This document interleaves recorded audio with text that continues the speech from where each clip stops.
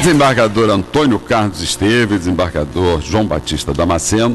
Ontem, desembargador Esteves, nós, Damasceno e eu, fomos rememorar um fato muito triste da história da educação do Rio de Janeiro.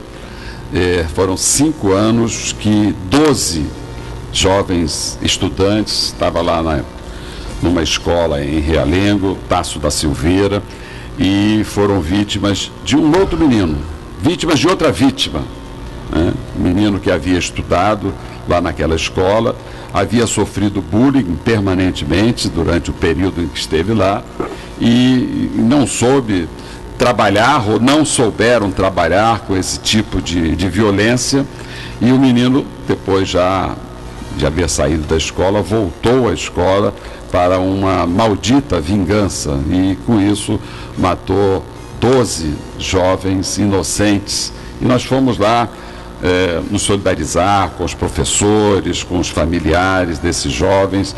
Foi um momento assim de grande tristeza, mas ao mesmo tempo um momento de consolo mútuo, né?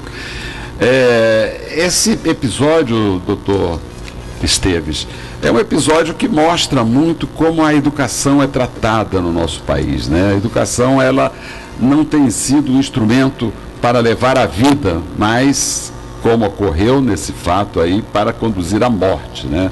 Porque a ignorância é uma forma de viver morto, quer dizer, de não ter uma participação respeitosa na sociedade.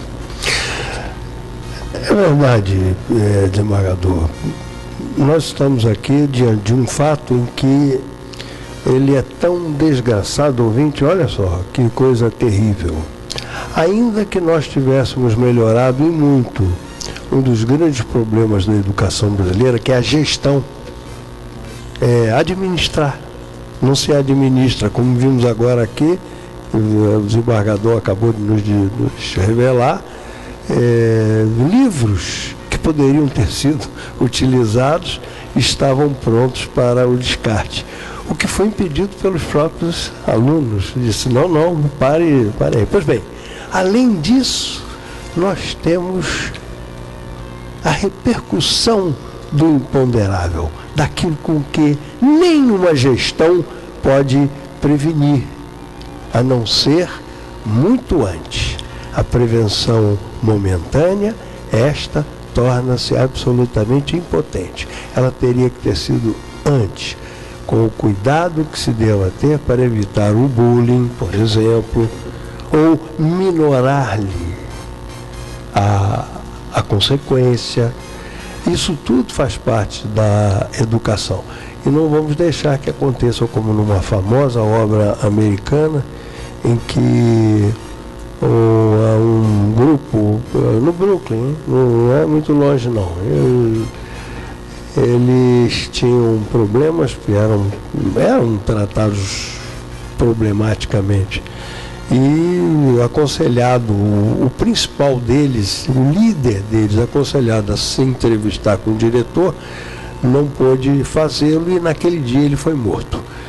E ele não pôde fazê-lo porque, ao abrir a porta do diretor, ele esquecera de bater. Vamos continuar nesse tema, educação, porque no dia 18, desembargador Damasceno, no próximo dia 18, o Tribunal de Justiça vai escolher mais um nome dentre os advogados originários do 5º Constitucional, para que os ouvintes saibam, todo o tribunal, ele é composto, 20% da sua composição é composto de advogados ou membros do Ministério Público que ingressam sem o concurso específico para a magistratura, é chamado 5º Constitucional. E no dia 18, 6 advogados escolhidos pela OAB vão concorrer. Os critérios que a Constituição diz é que, além de ter 10 anos de exercício profissional, é preciso notório saber jurídico e reputação ilibada. Nosso tribunal costuma fazer vistas grossas a esses critérios que a própria Constituição determina. Então, nós vemos muitas vezes a escolha feita por amizades, parentesco, né? Interesses. Essa semana um desses candidatos foi ao meu gabinete lá se apresentar com um currículo e eu falei para ele, olha, eu voto de acordo com o critério constitucional e eu quero saber, notório saber jurídico.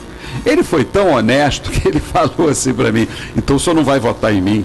Eu falei, não sei, eu quero conhecer os currículos de todos os candidatos. Ele falou, não, porque realmente eu não tenho títulos, eu não tenho doutorado, eu não tenho mestrado, eu não sou professor universitário. Eu falei, bom, se outros tiverem esses títulos que demonstram notório saber jurídico, o senhor tem toda a razão. Apesar do senhor ser filho de um desembargador, o senhor não terá o meu voto. O senhor terá o voto se o senhor tiver o critério constitucional do notório saber jurídico e de reputação ilibada. É isso que eu quero saber dos candidatos. Porque, embora eu goste do senhor, embora eu tenha um afeto pessoal pelo senhor, eu tenho que votar de acordo com os interesses da instituição, da Justiça, do Tribunal de Justiça, e não os interesses pessoais, porque para agradar o seu pai, a sua mãe, de quem eu gosto muito, poderia votar assim, mas estaria votando errado. Pois essa questão, ele precisaria talvez nem ter mestrado ou doutorado, mas a demonstração, né, do notável saber jurídico, ele deve participar das discussões, e se participa das discussões, deve escrever artigos, né, deve escrever, não precisa ser tratados não, uns livretozinhos, né, que expressem esse saber jurídico. O problema é que tem uns que vêm exclusivamente com a certidão de nascimento, ou com a carta de recomendação, né, com o QI. São os famosos filhos d'algo, os fidalgos, exatamente. Né? Então, a própria reputação ilibada, né, que é um conceito impreciso, né, um conceito jurídico indeterminado, que ainda se afere o seguinte, pelo fato de ele não ter sido condenado em sentença penal condenatória, já é um bom começo. Né, que uma pessoa que vai ganhar um cargo de desembargador num tribunal de justiça estadual ou num tribunal federal regional, né, dos vários tribunais regionais federais de várias ordens que nós temos no país, não tem com sentença contra si uma sentença penal condenatória. Mas tem que demonstrar também algum interesse pela área jurídica, pelo conhecimento jurídico. E, lamentavelmente, isso tem sido relegado.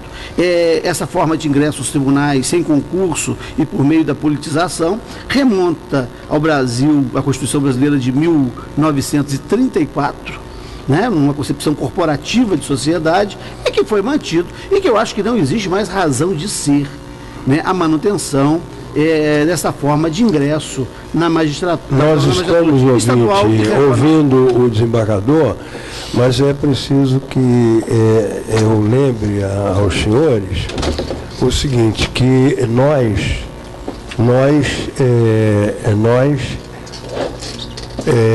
quatro que estamos aqui, no momento eu ainda não fui dispensado, mas o fato é que nós quatro tivemos que percorrer um outro caminho, o caminho da vida do juiz no interior. Nós tivemos que fazer por onde demonstrar o saber jurídico e a ilibada reputação durante 20 e tantos anos. Então, não é que nós sejamos visceralmente contra o quinto constitucional naquilo que ele tem de melhor, porque às vezes angariam-se nomes e pessoas realmente merecendentes, que são merecedoras do cargo e que vêm somar, mesmo diante da filosofia capenga que rege este tipo de recrutamento. Mas olha, isso é exceção. A regra é que o critério de escolha é a parentela. E parentela no sentido amplo, não só o parente consanguíneo, né, mas a pessoa do grupo político, né, das relações sociais e que não preenche os requisitos. Ouvinte, grandes exceções. Ainda no programa passado estávamos aqui com uma maravilhosa exceção, que é o doutor Silvio Capanema. O Silvio Capanema, cuja família é de médicos, não tem nada a ver com, né? Exatamente. E José Carlos Barbosa Moreira. E Hebe Chamum. que Ieves chamou. O Zé Carlos Barbosa Moreira, eles eram. Não, tem mais dois que eu estou lembrando. Não, tem mais dois, tem mais dois. Houve outros. Para ser justo, houve outros. E acabou de ingressar ainda no outro dia, filho também de um jurista, e tudo, mais o Roldão, que eu faço questão de. E a doutora Mariana Fux também, que tomou posse outro dia. Está bem. Bom, Caceta e Planeta em outro horário. Nosso convidado de hoje, desse primeiro horário, seria o senhor Elismar Leite, que confirmou várias vezes, por telefone, por e-mail, a sua presença, e teria a oportunidade de falar aqui sobre as tradições nordestinas do Rio de Janeiro, que é a Feira de São Cristóvão, que completou ano passado 70 anos, e que representa o Nordeste aqui no Rio de Janeiro. É uma feira tradicional, chama-se Centro Luiz Gonzaga de Tradições Nordestinas, também chamada Feira do Nordestino ou Feira do Paraíba, que fica ali em São Cristóvão. E, infelizmente, o senhor Elismar Leite não chegou até agora, não cumpriu o seu compromisso. Eu estive olhando também o perfil do senhor Elismar Leite na internet para falar um pouco sobre ele, mas eu só vi questões vinculadas ao aspecto criminal que não seria interessante trazer, porque o que interessa para nós aqui é que é feito de positivo e não de negativo. Então não era interessante falar aqui sobre o perfil criminológico do senhor Elismar Leite. Mas a ausência dele aqui nos obriga a fazer alguma referência, já que ele é presidente da Feira de São Cristóvão, e não comparecendo aos compromissos, parece que tem alguma coisa a ver esse perfil criminológico que consta da internet. Mas o que queríamos que ele falasse aqui é sobre as atividades da Feira de São Cristóvão, que foi inaugurada no ano de 1945, quando os pracinhas desembarcaram nas imediações do Campo de São Cristóvão, e aqui começaram a comemorar o retorno da guerra, cantando algumas músicas da literatura do cordel. E desde então se transformou num local de encontro de nordestinos e de sertanejos para rever e para reviver um pouco da sua cultura. Esse é o assunto que nós gostaríamos de ter ouvido aqui com a participação do presidente da Feira de São Cristóvão, o senhor Elismar Leite, que lamentavelmente até o momento não compareceu. Esperamos que ele ainda venha com uma boa justificativa. Mas, já que o programa é Encontro com a Justiça, e nós dedicamos muito esse programa à educação, falamos aqui sobre vários aspectos da educação, o Tribunal de Justiça acabou de determinar que os servidores do DEGASE, o DEGASE é o Departamento de Ações de Cumprimento de Medidas Socioeducativas, para que as pessoas entendam melhor, é uma espécie de secretaria de assistência penitenciária para adolescentes em cumprimento de medida socioeducativa. E ela afeta a Secretaria de Educação, porque são medidas socioeducativas, então muito justo que esteja lá. E também, como todos os servidores do Rio de Janeiro, lamentavelmente, em razão dessa crise econômica, financeira e política que está vivendo o Rio de Janeiro, o PMDB conseguiu destruir o Rio de Janeiro, o presidente do tribunal determina que os servidores do DEGASE voltem ao trabalho, desembargador Damasceno. Essa interferência, essa intervenção do judiciário num direito que tem o trabalhador, que não recebe sequer o salário em dia, é devida essa interferência? Pois é, Eduardo Ciro, é aquela questão. Tem um filósofo chamado Karl Lowenstein, ele diz que a Constituição é o que as pessoas que são chamadas a aplicá-la fazem com ela na prática. Então a Constituição é aquilo que nós fazemos com ela, não o que consta lá do texto constitucional. Os servidores públicos são trabalhadores. E o direito de greve é um direito regulamentado, na ordem jurídica brasileira. Nós não estamos mais no século XVIII, em que se tratava a greve como uma rebeldia a ser combatida, ou como disse o Washington Luiz no Brasil no início do século XX, que é um caso de polícia. Nós vamos garantir a ordem jurídica, efetivar a ordem jurídica. Quando servidores do Poder Judiciário fazem greve e o mesmo judiciário que reconhece a greve em determinadas situações, o direito de greve em determinadas situações, atua com truculência, ou num caso destes, né, o presidente do Tribunal de Justiça intervém, né, intervém para cessar o exercício de um direito, quando poderia intervir para mediar a composição do conflito, é algo muito grave. E aí nós voltamos a um período de truculência, em que a violência do Estado, né, a violência do direito, é usada como primeira razão. Eu até entendo que a última linguagem do Estado, a última linguagem do direito, é o exercício da violência para implementar uma decisão. Mas esse é o último recurso.